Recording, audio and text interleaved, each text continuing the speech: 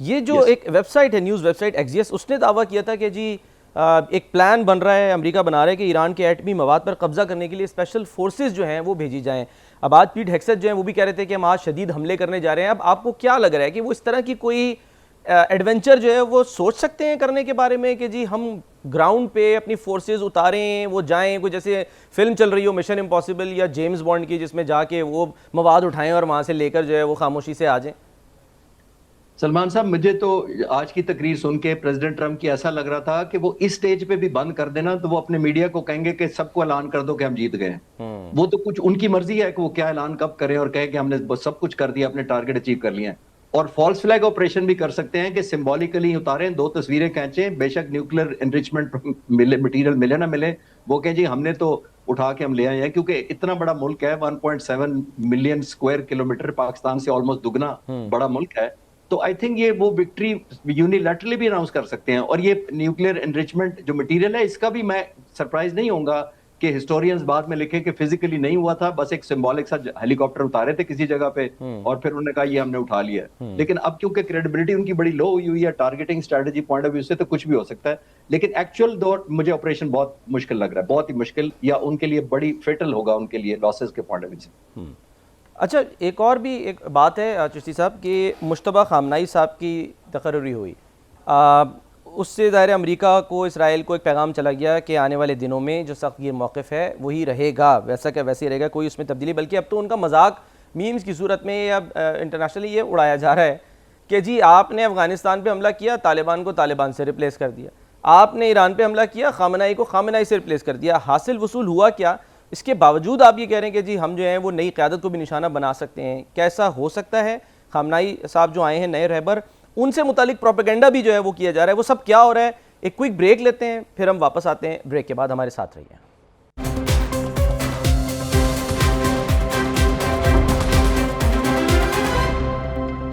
Welcome back जी। खालिद चिश्ती साहब भी हमारे साथ मौजूद हैं। चिश्ती साहब, ज़रा आपसे मैं जानना चाहूँगा कि जो मैसेज गया है कि सख्तगीर मौक़िफ़ का सिलसिला जारी रहेगा, खामनाई साहब जो जिनकी यानी कि जिनके साहबजादे खामनाई साहब बने हैं, मुश्तबा खामनाई साहब, अब उनसे मुतालिक जो है वो कुछ हम ये देख रहे हैं कि ब्लूमबर्ग की जैसे हम रिपोर्ट की बात करें, उसमें उनसे मुतालिक बड़ी अजीब व गरीब बातें की जा रही हैं। मैं चाहूँगा शामी साहब ज़रा इस पर रोशनी डालें। पहले शामी साहब, सर हम क्या समझें, ये प्रोपेगेंडा है कि अभी वो रहबर बने, इस तरह की खबरें निकाल के दी जा रही हैं कि खुदा न खास्ता जैसे वो प्रॉपर्टी टाइकून है, लेकिन वो ज़ाहिर है रिपोर्ट कर रहा है, ऐसा एक जरीदा तो हमें मानना पड़ेगा या नहीं? नहीं, उनकी रिपोर्ट है कि डोनाल्ड ट्रंप जो हैं, क्योंकि वो भी एक प्रॉपर्टी टाइकून है, तो रियल एस्टेट में उनकी बहुत बड़ी इन्वेस्टमेंट है, बड़ा कारोबार है, और उनकी वर्थ जो है कोई 7 बिलियन डॉलर के करीब है जी। तो इसी तरह वो कहते हैं कि जो मुश्तबा खामनाई हैं वो भी रियल एस्टेट जो है उसका बिजनेस करते हैं, और उनकी वर्थ जो है कोई 135 मिलियन डॉलर के करीब बताई जा रही है। 138 मिलियन कहते हैं कि ईरान में भी 138 जी, और मुत्तहिदा अरब अमारात में भी, और दुनिया के मुख्तलिफ ममालिक में भी उनकी रियल एस्टेट का कारोबार है और उनकी जायदादें हैं। और साथ ये भी कहा जा रहा है कि जायदादें बेनामी हैं, उनके नाम पे नहीं हैं। तो हमारा ये तो फिर बड़ी तहकीक तलब बात है कि किसके नाम पर जायदादें हैं और क्या उनका कारोबार खुला कारोबार है, खुफिया है। और ये भी कहा जा रहा है कि जो जब ईरान का इनकलाब आया तो बेशुमार जो थे लोग, उनकी जायदादें जो थीं ज़ब्त की गई थी, और वो जायदादें जो हैं उनको मैनेज करने के लिए फिर ईरान के एक कंपनी बनाई थी। अब कितना वो मामला सरकारी है, कितना गैर सरकारी है, कितना ये झूठ है, कितना ये सच है, मेरा ख्याल ईरान की तरफ से भी इसकी कोई वजाहत आएगी तो तभी देखा जा सकेगा। हमारा इस वक्त तो मुकाबला उन्होंने किया है कि खामनाई जो है, मुश्तबा खामनाई और डोनाल्ड ट्रंप जो है, क्योंकि दोनों रियल एस्टेट के कारोबार में हैं, तो इसलिए दोनों में कुछ ना कुछ कदर मुश्तरक भी हो सकती है। चिश्ती साहब से सर बात है। हाँ, ये पहला मौका नहीं है। इससे पहले जब इनका नाम आ रहा था तो उस वक्त भी कुछ मुबैना तौर पे बड़ी वाहियात किस्म की स्टोरीज जो हैं वो फैलाई जा रही थी मुश्तबा खामनाई साहब से मुताल्लिक, कि ये कहा जा रहा था, अजीब व गरीब बातें हो रही थी। तो ये आपको प्रोपेगेंडा लग रहा है या आपको लगता है कि नहीं, जैसे शामी साहब भी बात कर रहे हैं कि कुछ हालात ऐसे थे कि उनको मजबूरन, क्योंकि वो फ्रंट पे तो आते नहीं थे, और जो इनकलाबी गार्ड्स हैं ज़ाहिर है उनके भी कारोबार तो हैं, काम तो उन्होंने भी करने हैं, फाउंडेशंस भी हैं उनकी। जी, बुनियादी तौर पर सलमान साहब देखिए, मैं बिल्कुल क्विकली हिस्ट्री से कवर करूंगा कि जब शाह ईरान का डिपार्चर हुआ था तो जो रेगुलर उनकी फोर्सेस थी, उनके जनरल्स और टॉप लीडरशिप को बड़ी शक की निगाह से देखा जाता आयतुल्लाह खुमैनी के ज़माने में। और बुनियादी तौर पर यह शक किया जाता था कि शायद लॉयल्टी कॉम्प्रोमाइज है इनकी और ये शाह के साथ लॉयल हैं और कहीं हटा ना दें या खुदा न खास्ता शहीद ना कर दें आयतुल्लाह खुमैनी को। तो उस वक्त उन्होंने ये पासदाराना इनकलाब बनाई थी कि एक पैरेलल कंट्रोल होना चाहिए। जब ये बन गई फोर्सेस, इस वक्त तकरीबन 2 लाख उनकी तादाद है, रेगुलर आर्मी उनकी 4 लाख के करीब है। तो जब ये बन गई तो फिर उन्होंने कहा इसको सस्टेन कैसे करेंगे, तो फिर इनको कारोबार की इजाजत दी गई, फैक्ट्रियां इंडस्ट्रीज लगाने की कोशिश की, रियल एस्टेट में ये सारे आ गए पासदाराना इनकलाब, तो वहां से पैसा आना शुरू हो गया। जाहिर है उस पर करप्शन के इल्जाम भी लगे। अभी कमिंग बैक टू फोकस के आपका सवाल थोड़ा सा हट के है, वो आपने ये पूछा कि ये प्रोपेगेंडा है या दूसरा है।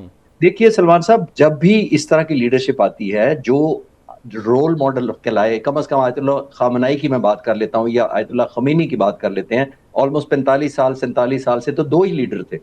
तो होता यह है कि आप लीडर की जो एक बॉन्डेज हो वो बॉन्डिंग खत्म करते हैं लोगों पर, वो प्रोपेगेंडा के जरिए होता है, आपका ट्रस्ट खराब किया जाता है, आपकी कैपेबिलिटी को डाउट किया जाता है। जब खासतौर पर सक्सेशन में आ गई है तो इन पर प्रोपेगेंडा जरूर करेगा यूरोप। और वो क्यों करेगा? उनको लगता है कि एक यूनिटी ऑफ कमांड यही है, एक रियल होप यही है, एक सिंपथी इनके साथ है लोगों की, और एक अगर कोई निकाल सकता है और अमेरिका के खिलाफ स्टैंड ले सकता है, हमें इस क्राइसिस से निकाल सकता है, तो फिर यही है मुज्तबा साहब। तो आई थिंक ये वो एक प्रोपेगेंडा का हिस्सा है। बुनियादी तौर पर क्लोजिंग में मैं सलमान साहब इस सवाल के जवाब को ये कहूंगा कि देखिए, एक होती है आपकी सलाहियत, लेकिन ईरान की सलाहियत तो बहुत कम है। वो चीज जिससे लड़ रहा है वो है उसका हौसला, और हौसला आता है आपको लीडर से। अगर आपका लीडर एलिमिनेट कर दिया जाए तो फिर भी हौसला इसलिए कम नहीं हुआ कि नया लीडर आ गया, लेकिन अगर आपका लीडर खुद हौसला हार जाए तो सबसे ज्यादा वो आपकी आने वाली जो मिलिट्री होती है या प्लान्स होते हैं वो डोमिनो इफेक्ट हो जाता है। जो जैसे ईंटें खड़ी करते थे बचपन में, एक ईंट को धक्का मारे सारी गिर जाती थी, वो डोमिनो इफेक्ट क्रिएट करते हैं लीडर को डिमोरलाइज करके, उसके खिलाफ बदगुमानियां क्रिएट करके, उसकी कॉम्पिटेंसी को या करेक्टर को करके असैसिनेशन। तो आई थिंक उसका हिस्सा है, क्योंकि उनको समझ नहीं आ रही कि ये हमारे मुखालफत के बावजूद बन गया है, तो ये उसका अब क्या इलाज निकालें। तो आई थिंक ये प्रोपेगेंडा का हिस्सा है ताकि लोग डीमोरलाइज हों और लोग हौसला हार जाएं। मार्को रूबियो जो है वो फरमा रहे हैं कि जी ईरान का मौजूदा मजहबी निज़ाम जो है, जो यानी कि जो वहाँ का करंट निज़ाम है, वो खित्ते और दुनिया के लिए ख़तरा है। तो हम क्या समझें ये प्रोपेगेंडा, ये सब कुछ एक तरफ क्या नए रहबर को, मुश्तबा खामनेई साहब को निशाना बनाया जा सकता है, उनको टारगेट किया जा सकता है? क्योंकि पीट हेग्सेथ से अब से कुछ देर पहले जो प्रेस ब्रीफिंग हुई है पेंटागन में, उनसे सवाल हुआ कि ऐसी इत्तलात आ रही हैं कि जी मुश्तबा खामनेई साहब जो हैं वो हर्ट हैं, ज़ख्मी हैं, तो उन्होंने कहा कि नहीं जी फ़िलहाल ऐसी कोई हमारे पास, यानी कि वो कंफर्म नहीं कर सकते। यानी बात यहाँ तक जो है वो पहुँच गई है। सलमान साहब, मैं बिल्कुल चाहूंगा कि वो अल्लाह ताला उनको सेफ रखे, लेकिन ये पॉसिबिलिटी जरूर है।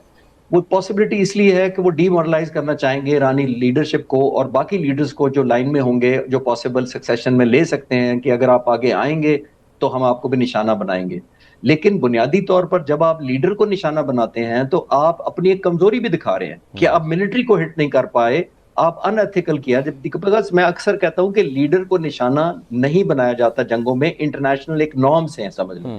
लीडर वो होता है जिसने लीड करना है, और सख्ती दिखाई आयतुल्लाह खामनेई ने। और फिर अगर ईरान पर गलबा पा लेता खुदा ना खास्ता किसी तरह अमेरिका, तो उसी को तो कॉम्प्रोमाइज करवाना था उन्होंने, उसी से सरेंडर कराना था, उसी से उन्होंने 20-40 साल का एग्रीमेंट लिखाना था, उसी को इमोशनली सेटबैक देना था लोगों को। तो आई थिंक ये लीडर को जो टारगेट करने के वो वैसे ही अनएथिकल था और वो पहले दिन ही नाकाम हुआ।